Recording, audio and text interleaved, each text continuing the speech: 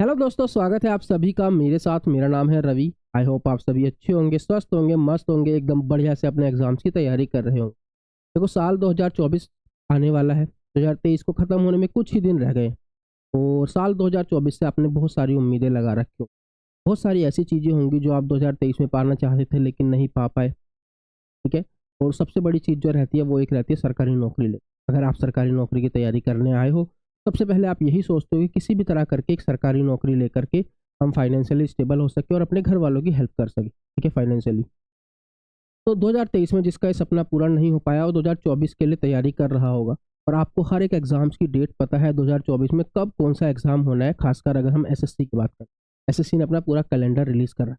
और हमें पता है कि एसएससी के लिए हमें 4 सब्जेक्ट पढ़ने होते हैं। कौन से? GS, English, reasoning, math. और अगर आप इन चारों सब्जेक्ट्स के ऊपर अच्छी पकड़ बना लेते हैं तो इनसे रिलेटेड आप बहुत सारे एग्जाम्स और भी दे सकते हैं। जैसे रेलवे का एग्जाम हो गया। ठीक है, बैंक का नहीं, बैंक का अलग हो जाता है। और रेलवे हो गया। इसके अलावा आईबी के अभी निकले हुए, आईबी ग्रेड 2 के बहुत अच्छी पोस्ट है, 4600 ग्रेड पे की पोस्ट है। उसके लिए आप अप्लाई कर सकते हैं, सेम सिलेबस है। इसके अलावा आप और जैसे डीडीए के अभी फॉर्म निकले थे या डी ट्रिपल एस में फॉर्म निकलते हैं नॉन टेक्निकल पोस्ट में, वो सब फिल कर सकते हो क्योंकि सारी नॉन टेक्निकल पोस्ट का सिलेबस ये 4 सब्जेक्ट ही होता है।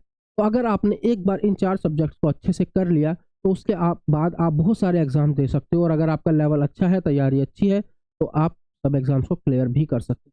ठीक है। तो अभी आपके पास 3 से 4 महीने हैं जब आपका कोई एग्जाम नहीं है। अप्रैल मई के बाद आपके एग्जाम्स शुरू हो जाएंगे और हर महीने कोई ना कोई एग्जाम होता रहेगा। तो इन 3 से 4 महीनों में या 5 महीनों में आपको अपनी तैयारी को काफ़ी अच्छा करना है। जो सिलेबस आपने कवर नहीं करे हैं जिस सब्जेक्ट के, उन सब्जेक्ट के सिलेबस को कवर करना है। और बहुत छोटी छोटी चीज़ें भी ध्यान में रखनी है। जैसे अगर हम मैथ्स की बात करें तो बच्चे क्या करते हैं, बच्चे कैलकुलेशन को इग्नोर करके चलते हैं। उन्हें लगता है कि कैलकुलेशन, मल्टीप्लिकेशन, डिवीजन ये सब तो हम पहले से पढ़ते हुए आ रहे हैं 5वीं 6ठी क्लास से, तो ये तो हम कर ही लेंगे। पहला हमारा टारगेट होना चाहिए कि हम सिलेबस को कंप्लीट करें।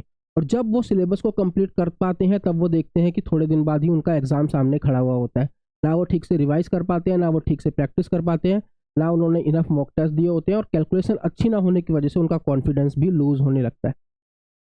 ठीक है। तो मैं आपको ये चीज़ बोलूँगा कि अगर आप तैयारी कर रहे हो 2024 के लिए तो कैलकुलेशन को अभी साथ के साथ आप साथ में लेकर चले।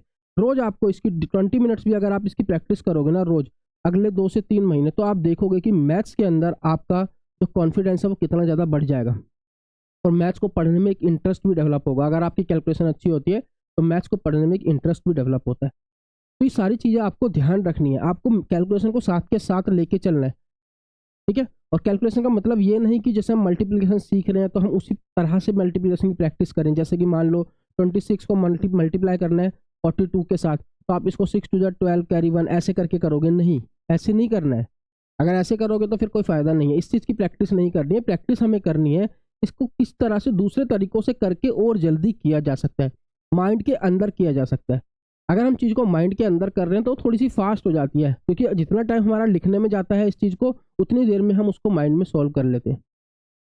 ठीक है। तो आपको कैलकुलेशन को भी साथ के साथ लेके चलना है। बेसिक कैलकुलेशन की अगर हम बात करें तो उसमें कुछ चीज़ें हो जाती हैं। ये आपको थोड़ी सी चीज़ें पता होनी चाहिए, बाकी सारी चीज़ें प्रैक्टिस से आती हैं। आपको एटलीस्ट टेबल्स याद होने चाहिए 1 से लेकर 20 मिनिमम बता रहा हूँ। बाकी 30 तक कर लोगे, 40 तक कर लोगे तो और बेटर है आपके लिए। मिनिमम स्क्वायर्स आपको 1 से 25 तक याद होने चाहिए।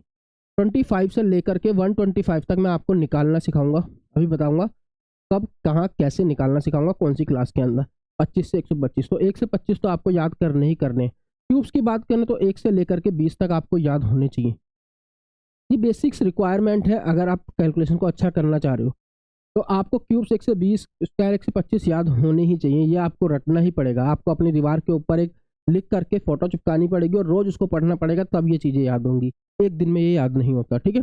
मल्टीप्लिकेशन के आपको मेथड सीखने पड़ेंगे जल्दी से जल्दी करने के लिए।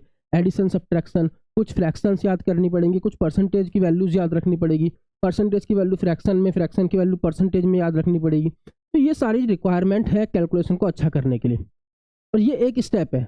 अगला स्टेप है प्रैक्टिस, क्योंकि आपको पता है कि practice makes the man perfect. जितनी ज़्यादा आप प्रैक्टिस करोगे उतना ज़्यादा आप उस चीज़ के अंदर अच्छे होगे।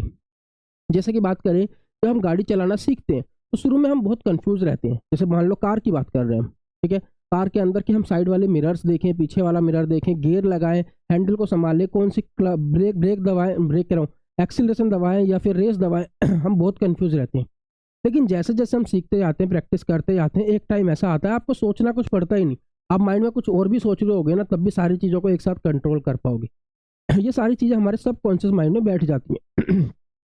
तो हमको अपनी प्रैक्टिस को इस लेवल पे लेके जाना है कि सारी चीज़ें हमारे सबकॉन्शियस माइंड में बैठ जाए।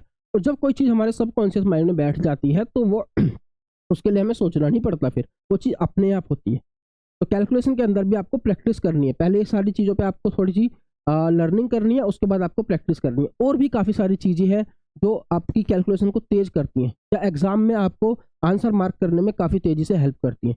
जैसे कि यूनिट मेथड आ गया, यूनिट डिजिट मेथड, ठीक है।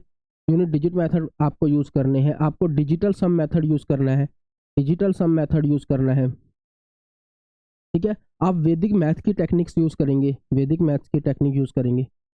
तो ये सारी चीज़ें जो हैं ज़रूरी हो जाती हैं अगर आप अपनी कैलकुलेशन को अच्छा करना चाहते हैं, ठीक है।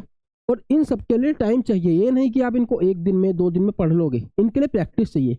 आप पढ़ तो लोगे इनको चीज़ों को, इनको याद कर लोगे, मतलब 1 दिन में पढ़ लोगे, याद तो नहीं होंगी, उसके लिए बार बार आपको रिविजन करनी पड़ेगी। और दूसरी चीज़ आपको प्रैक्टिस करनी पड़ेगी, मल्टीप्लिकेशन की कौन सी टेक्निक को आप यूज़ कर रहे हो, उस टेक्निक पे आपको प्रहार करना पड़ेगा, उसको पर आपको बार बार पढ़ना पड़ेगा उस चीज़ को, तभी आप उस चीज़ में अच्छे होगे, ठीक है। आपने ब्रूस ली की एक कहावत सुनी होगी कि 100 चीज़ें सीखने से अच्छा है कि मैं 100 बार एक ही चीज़ की प्रैक्टिस करूं ताकि मैं उसके अंदर परफेक्ट हो सकूं, ठीक है।